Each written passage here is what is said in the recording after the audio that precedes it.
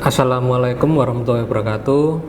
Perkenalkan, nama saya Taufan Prasetyo, salah satu dosen di program studi D3 Teknik Bangunan Kapal, jurusan Teknologi Kemaritiman Politeknik Negeri Madura.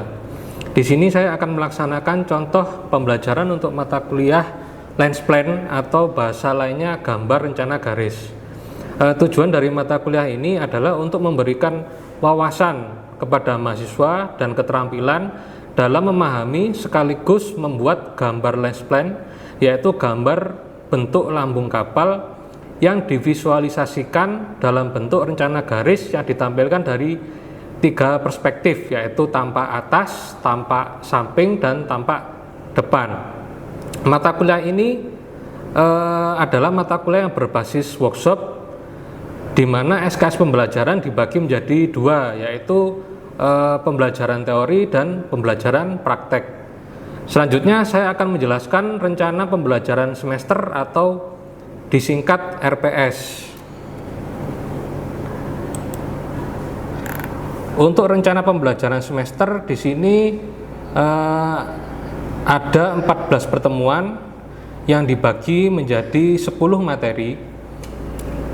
Materi yang pertama adalah dasar teori, kemudian materi yang kedua adalah diagram NSP, kemudian materi yang ketiga kurva CSA, materi keempat perhitungan Simpson, materi kelima transformasi CSA, materi keenam koreksi volume displacement dan koreksi LCB, materi ketujuh kurva A/2T dan B/2, materi ke-8 penggambaran body plan dan half bridge plan, kemudian shear plan, materi ke-9 penggambaran proyeksi geladak, dan materi yang ke-10 adalah finalisasi berupa rambu-rambu atau kaidah gambar teknik.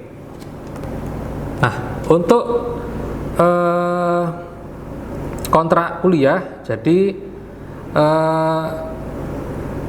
mata kuliah ini terdiri dari 2 SKS dan dikonversikan menjadi jam, yaitu 6 jam, dan dilaksanakan secara paralel antara teori dan praktek. Jadi nanti saya akan menjelaskan sekaligus mempraktekkan. Begitu saya selesai mempraktekkan, maka akan diikuti oleh mahasiswa untuk mempraktekkan apa yang sudah saya sampaikan. Oke. Selanjutnya saya akan langsung menjelaskan kepada para mahasiswa.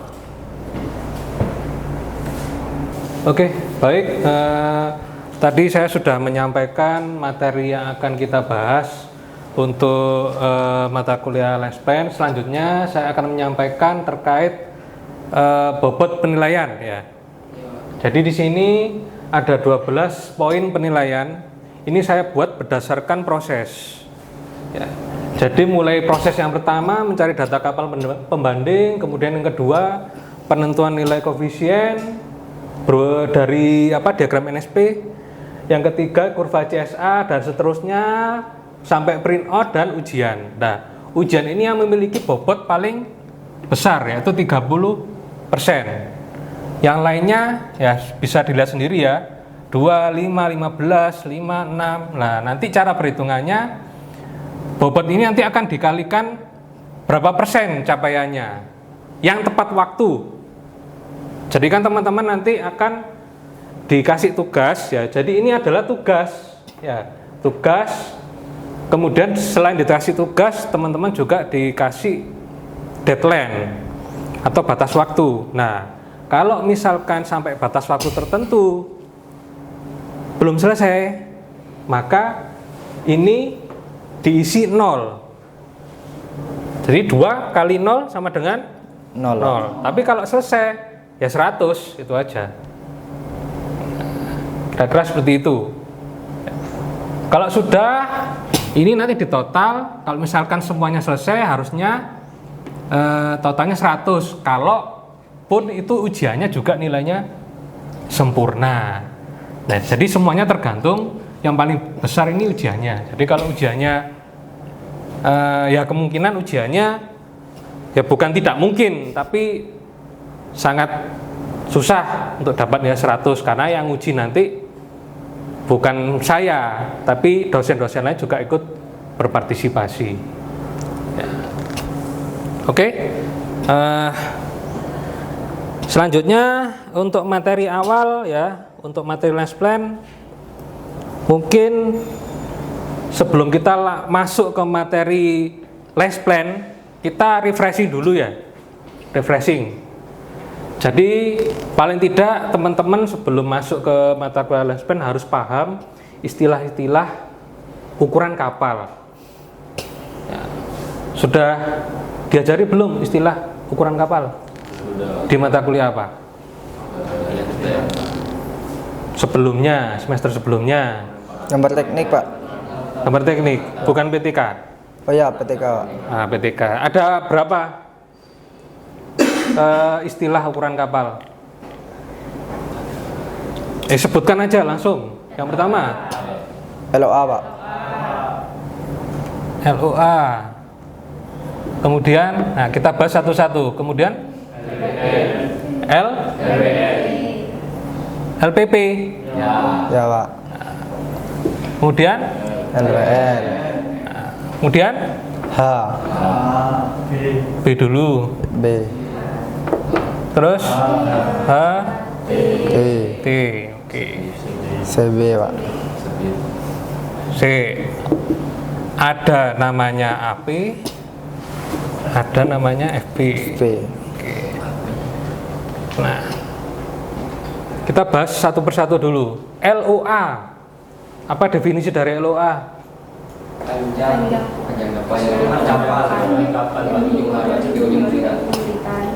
Paling gampang kita harus gambar kapalnya dulu.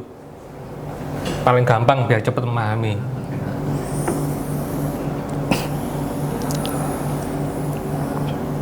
Gambar kapal sekaligus gambar airnya. Jangan lupa dikasih apa?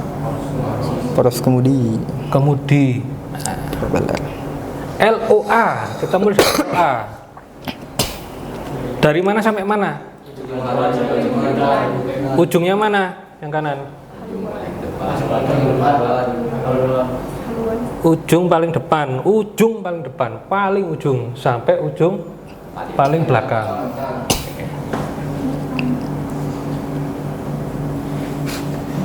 LOA. Apa sih kepanjangannya? Length.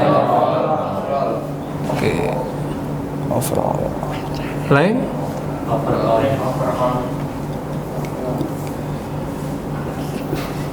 Oke. Selanjutnya LPP.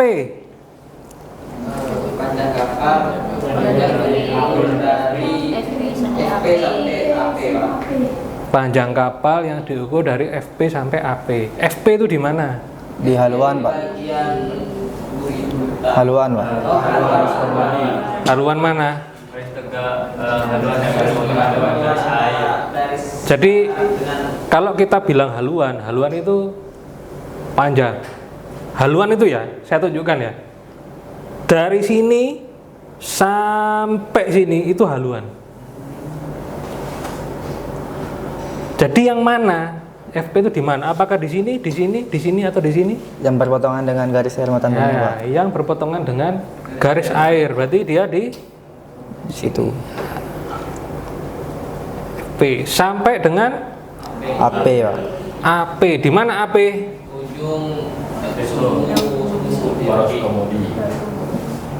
Sumbu poros kemudi. Di sinilah letak AP. Sehingga ini kalau ditarik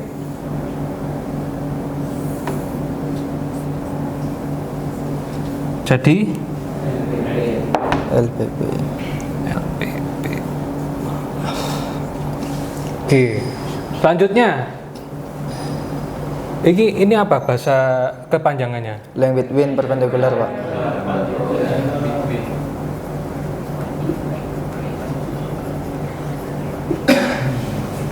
Between Perpendicular, Pak.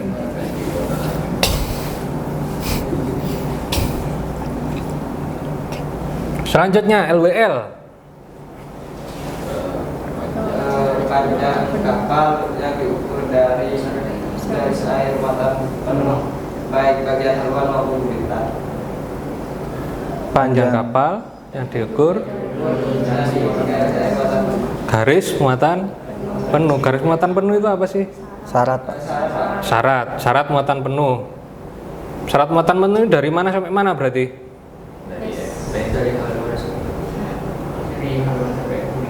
Garis air dulu, kita cari garis air dulu. Mana garis air? Yang gelombang, Ini. Pak. Sampai berakhir di sini. Jadi gampangnya adalah Panjang garis air muatan penuh. apa? Panjang Garis air muatan penuh, Pak. jarak yang diukur dari syarat depan sampai syarat belakang pada saat kondisi muatan penuh dan apa? Kil, Pak. Apa? Sejajar itu. Kilo. Kil, Pak. Even kil, Pak. Even kil. Even kill, Even ya, kill, Pak. even kill. Jadi posisi airnya tidak tidak trim haluan, tidak trim buritan, alias sejajar, itu namanya even kill, ya. LWL. Ulangi lagi. Jadi apa? Jarak yang diukur dari panjang kapal yang diukur dari syarat air depan sampai syarat air belakang pada posisi Even kil. even kill di muatan Penuh. penuh.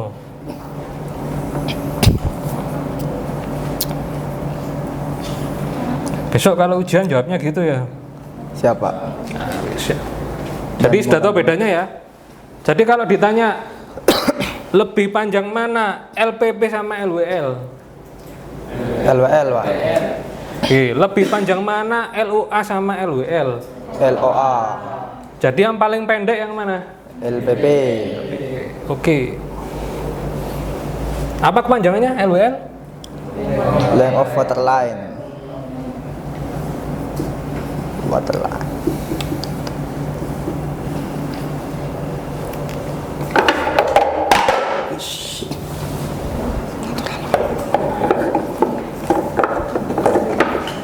Oke. Selanjutnya apa?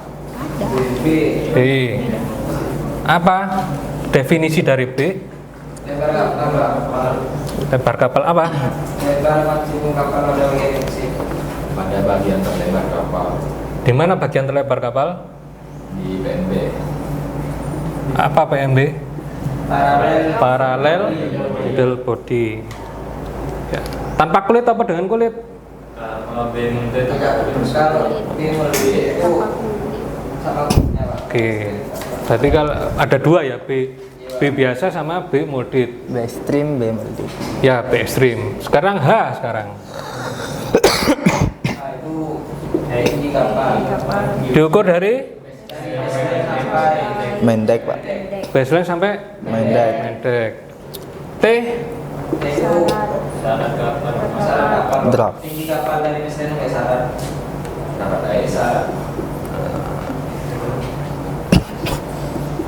syarat. Draft. Nah, kembali lagi tadi AP AP itu Secara perpendikular. apa tadi? Letak apa? Ada apa di AP? Potongan antara Di AP tadi ada apa? Poros kemudi, Pak. Nah, jangan sampai lupa ya. Ada poros kemudi.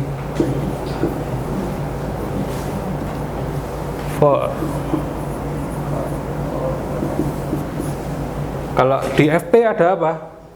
Tadi garis haluan, Pak. Garis tegak haluan yang berpotongan dengan syarat, Pak.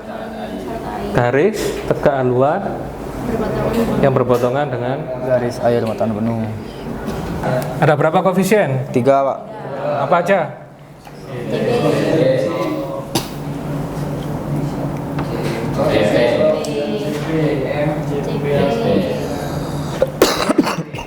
Oke.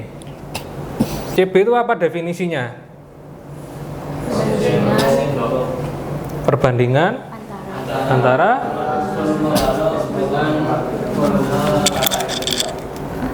antara volume displacement dengan volume balok kotak Rumus LPP yang mempunyai panjang FBB Kali B, lebar B kali tinggi T. D. Kapal itu kan punya lebar ya. Ya. Dia punya lebar, punya panjang ya. Ya. Punya apa lagi selain lebar panjang? Yang tercelup air loh ya. Syarat, Pak. Syarat.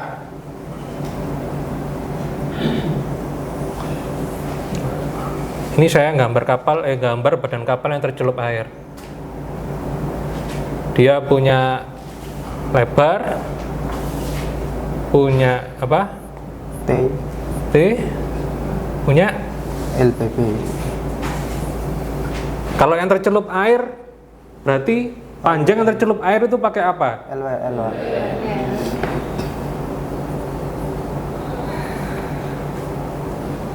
LWL. Nah, kemudian ini badan kapal ya. Kemudian dia dibandingkan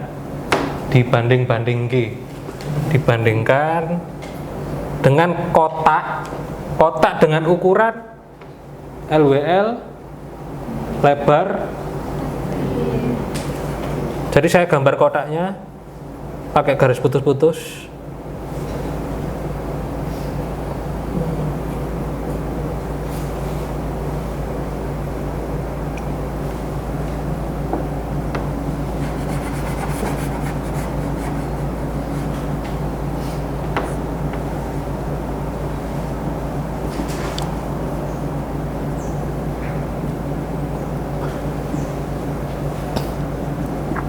Nah, jadi seakan-akan badan kapal itu berada dalam kotak. Jadi ini perbandingannya. Jadi kira-kira volume badan kapal dengan volume kotak besar mana? Volume kotak. Volume kotak. Artinya tadi apa perbandingan antara volume displacement? Ya, volume displacement itu yang volume yang mana? Volume kapalnya, Pak. Kapalnya yang saya aksir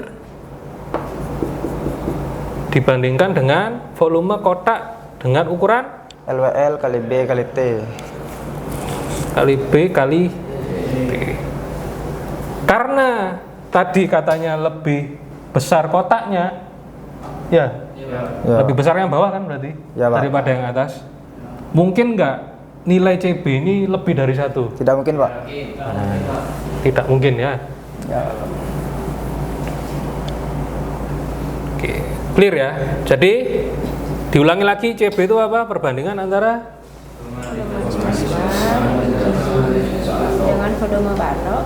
dengan volume balok yang berukuran LWL kali B kali T. Oke. Saya mau ditanyakan apa kurang jelas kecepatan yang saya terangkan tadi? Jelas. Jelas, Pak. Next, kita langsung masuk ke materi pertemuan pertama. Ya, jadi CPL dari perkuliahan Lens Plan adalah mahasiswa mampu merancang dan merekayasa bentuk badan kapal dalam bentuk rencana garis sesuai dengan metode ilmu perhitungan rekayasa matematika dan kaidah gambar teknik. Kita masih masuk di dasar teori ya, awal-awal.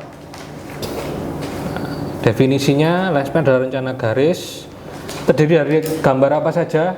Ada gambar body plan, ada gambar shear plan, sama gambar half bridge plan. Kalau body plan tampak dari apa?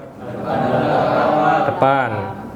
Kalau shear plan samping. Kalau half bridge jadi langkah pertama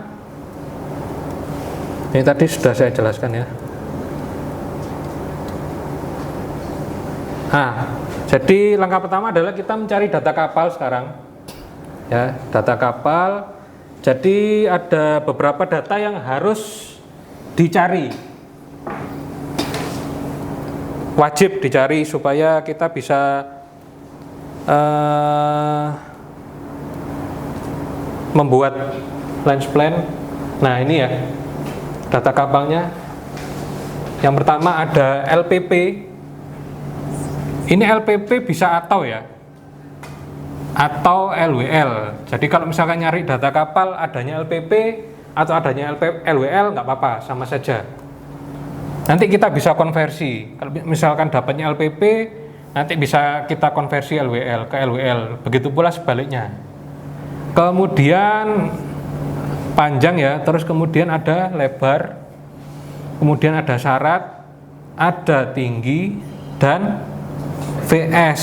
VS ini apa? Kecepatan dinas.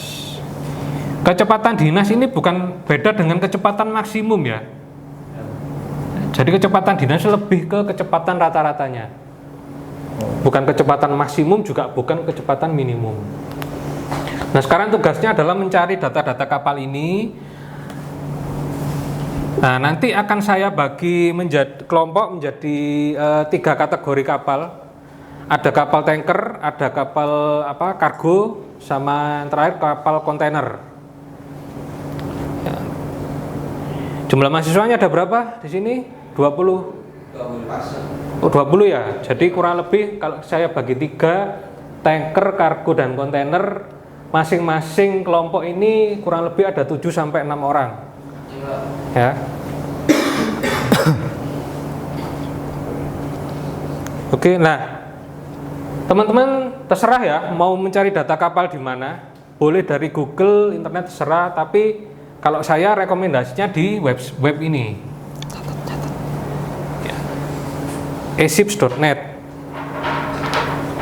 Nanti kalau sudah masuk ke website ini, teman-teman tinggal ketik mau nyari kapal jenis apa, tanker atau apa, nanti langsung muncul banyak itu dari negara apapun itu. Nah, kalau sudah nanti diklik ya kapalnya. Coba mungkin sekarang bisa dipraktekkan langsung mencari data kapalnya. Cari namanya IMO number. IMO number, ada nomor serinya. Nah, itu nanti yang di copy itu. Di copy di Google, copy paste di Google IMO numbernya. Nanti langsung muncul identitas kapalnya. Namanya, terus ukuran-ukurannya lengkap. Baik, sudah ketemu data kapalnya masing-masing? Sudah Bapak. Nah, ada yang bermasalah? Saya Pak. Ya. Punya saya cuma ada itu Pak, kecepatan dan juga panjang dan syaratnya tahu Pak. Yang tidak ada apa? Itu B sama A Pak. Oke, kapalmu tipe? Kargo Pak. Kargo. Mungkin bisa cari yang lain. Itu benderanya apa? Negaranya? USA. Ya mungkin bisa cari yang lain ya. Kan masih banyak pilihan itu. Kalau misalkan teman-teman ada yang mengalami masalah serupa, datanya nggak lengkap, cari lagi yang lain. Karena masih banyak di dunia ini, ada beribu-ribu ratusan kapal jenis apapun. Ya, jadi cari sampai benar-benar datanya ada semua. Dan saya ingatkan lagi, jangan sampai ada kapal yang sama persis ya. Jadi semua orang wajib kapalnya berbeda. Jangan sampai ada kapal yang sama. Jadi tolong setelah ini setor data kapalnya ke saya ya. Siap Pak. Oke, kita lanjut ke materi berikutnya, materi yang kedua. Jadi setelah kita menemukan data kapal, selanjutnya bagaimana kita memproses ke diagram NSP ya.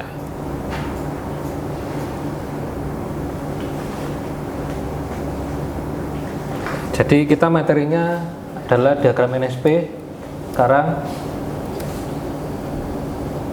Jadi sebenarnya banyak sekali metode yang digunakan untuk membuat lens plan.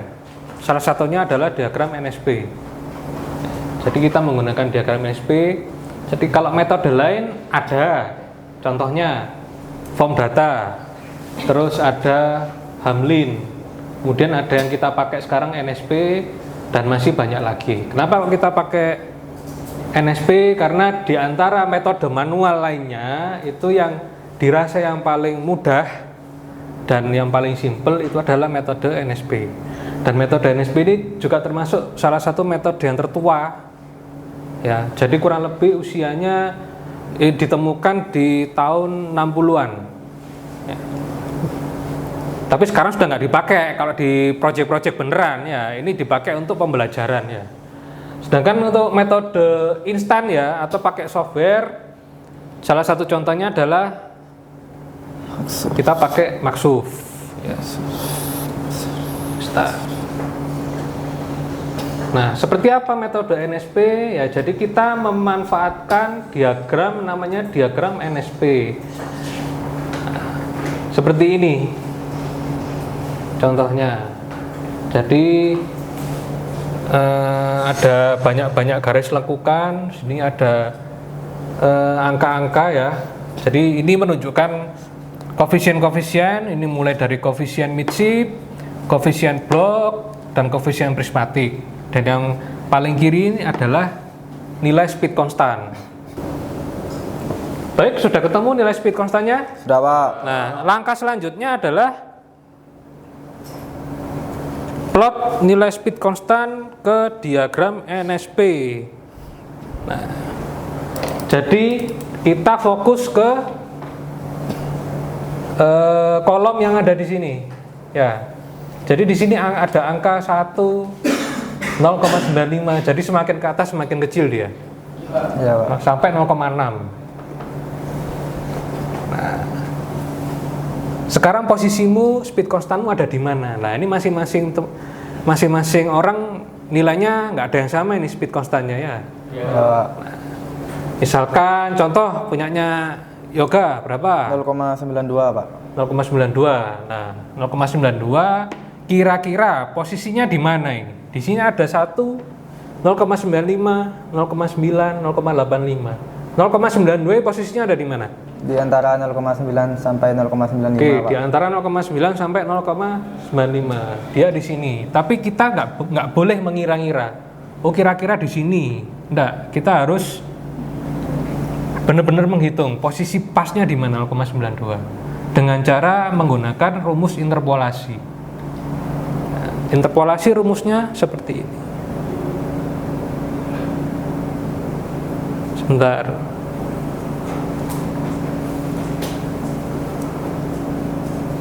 Nah,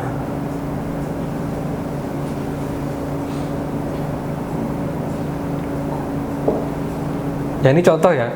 Tadi 0,9 di antara 0,9 sama 0,95 seret.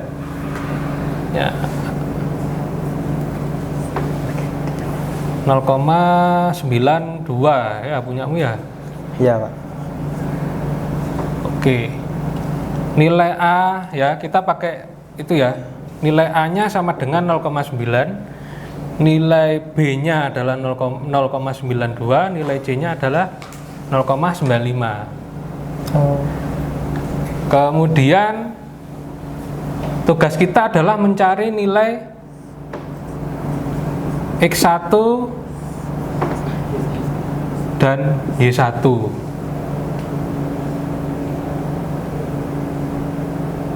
Menggunakan rumus seperti ini. Jadi nanti ketemu X1-nya berapa, Y1-nya berapa. Jadi bisa diukur itu di AutoCAD ya. Jadi X1, Y1 ini adalah hasil pengukuran dari AutoCAD-nya. Ya. Jadi silakan langsung dipraktekkan, diukur di AutoCAD-nya, cari X1, Y1-nya, nanti ketemu menggunakan rumus ini nanti ketemu. Demikian contoh penyampaian materi pembelajaran dari saya untuk penyataan diri dosen untuk unjuk kerja Tridharma Perguruan Tinggi. Saya akhiri, terima kasih. Wassalamualaikum warahmatullahi wabarakatuh.